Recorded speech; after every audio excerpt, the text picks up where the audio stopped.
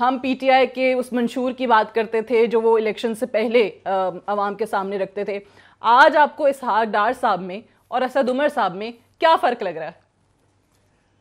I think situation ذرا تھوڑی سی different ہے. ایک یہ ہے کہ Asad Umar has just taken over 6-7 ماہ ہوئے ہیں اور ایک ایسی اکانومی اس کو ملی ہے جو لٹرلی خاصی برے حالات میں ہے. بہت بڑے بڑے خسارے تھے. ایز وی نو کہ بیلنس آف پیمنٹ کرائسس تھا, فسکل ڈیفیسٹ آسمان پہ چڑھ رہا تھا,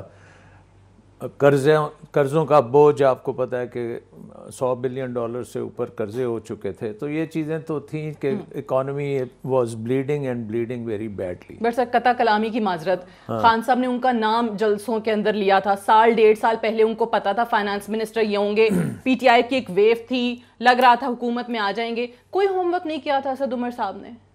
آئی تھنک کہ when you come in to government آنے سے پہلے ایک اور بات ہوتی ہے, جب گورنمنٹ میں آتے ہیں پھر آپ کو ایکچولی اس سچویشن کا پتہ لگتا ہے. اور آئی تھنک کہ یہ کہنا کہ وہ پہلے سے ہی ایک پروگرام لے کے آئیں گے اور کر دیں گے, تو میں نے تو 70 ایئرز آف پاکستان ہسٹری میں نے کوئی گورنمنٹ نہیں دیکھی کہ جو پہلے دن ہی آئے اور اس کے پاس ایک پروگرام اور وہ کر دے. So politically yes it sounds very good کہ ہم بہت تیار ہیں اور یہ اور وہ ہے وہ کر لیں گے. عوام کی ہوپس جو ہیں آپ نے بہت اوپر کر دی ہیں. بٹ اس کے ساتھ ساتھ یہ بھی ہے کہ اب ٹائم آ گیا کہ سفیشینٹ وقت مل گیا گورنمنٹ کو اور اب ان کے پروگرامز سامنے آنے چاہیے اور اس کی امپلیمنٹیشن جو ہے میکنزمز ہمیں نظر آنے چاہیے پراپر پلاننگ کے ساتھ امپلیمنٹیشن اور ان کی مانیٹرنگ اور وہ ساری چیزیں ہونی چاہیے. اب ان کا جو ریئل بجٹ ہے وہ بھی آنے والا ہے تو اس کے لیے بھی پوری تیاری کی کرنے کی ضرورت ہے. So all of these things are happening at the same time. ایک جو نیگیٹو چیز چل پڑی ہے وہ یہ ہے کہ آئل پرائسز جو ہیں وہ اوپر کی طرف چل پڑی ہیں. اوپر سے because of the huge deficits on the current account deficit اور ڈیٹ ریپیمنٹ کے آپ کے پاس ریزروز نہیں تھے, آپ اپنے روپی کو سپورٹ نہیں کر سکتے تھے, اس کی وجہ سے میسو ڈی ویلیویشن ہوئی ہے. اور انرجی ہماری جو ہے جو کہ ایک بیسک ان پٹ ہے اکانومی میں, اس کی 2 ریزن سے وہ پرائسز اوپر جا رہی ہیں, ایک ڈی ویلیویشن کی وجہ اور ایک کروڈ پرائسز کی وجہ سے. سو دونوں چیزیں جو ہیں آپ کو ہٹ کر رہی ہیں. اور اس کے ساتھ ساتھ ایک اور ایشو جو میرے لیے بہت ہی امپورٹنٹ ہے کہ ہماری انسٹیٹیوشنز ختم ہو گئی ہیں. اگر آپ مطلب ایف بی آر کو تو ہم بڑی ڈائریکٹلی دیکھ رہے ہیں کہ ان کے مسئلے ہیں.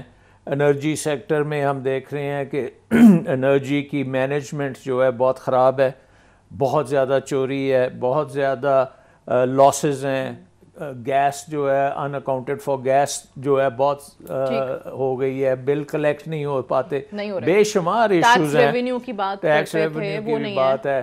اور اس کے ساتھ ساتھ ایک اور چیز چل رہی ہے کہ لیک آف کانفیڈنس جو ہے وہ بڑھتا جا رہا ہے. اگر آپ یہ دیکھیں کہ انویسٹر کانفیڈنس جو ہے جس کو اب اوپر کی طرف جانے کی بہت ضرورت ہے وہ ابھی نیچے کی طرف جا رہا ہے. بالکل صحیح. اور اس کی بھی وجہ یہ ہے کہ جب آپ ایک ڈیفیسٹ کو کنٹرول کرنے جاتے ہیں تو کسی اور جگہ سے اس کا ایک نیگیٹو پہلو بھی آنا شروع ہوتا ہے. مثلا اگر آپ فسکل ڈیفیسٹ کو کہتے ہیں کہ ہم 2% آف جی ڈی پی سے کم کریں گے اور وہ کم انہی لوگوں سے کریں گے جو آلریڈی ٹیکس نیٹ میں ہیں, تو وہ 2% آپ کا ہو سکتا ہے فسکل ڈیفیسٹ تو کم ہو جائے لیکن انویسٹمنٹ جو ہے وہ آپ کی 6% گر جائے. سو اس کا ایک بہت بڑا امپیکٹ آئے گا اکانومی پہ. So basically every thing is linked. اور دوسری چیز یہ کہ وہ جو ریفارمز کی بات کرتے تھے یہ کر دیں گے ٹھیک ہے, اصلاحات لے آئیں گے, وہ بھی کہیں دور دور تک نظر نہیں آ رہی ہیں. اس کی ایک اور بھی وجہ ہے کہ پچھلے 10 سال سے ریفارم کسی قسم کی ہم نے نہیں کی, اور یہ ریفارمز جو ہیں بڑی اب ضروری ہو گئی ہیں اور بڑی جلدی کرنے کی ضرورت ہے.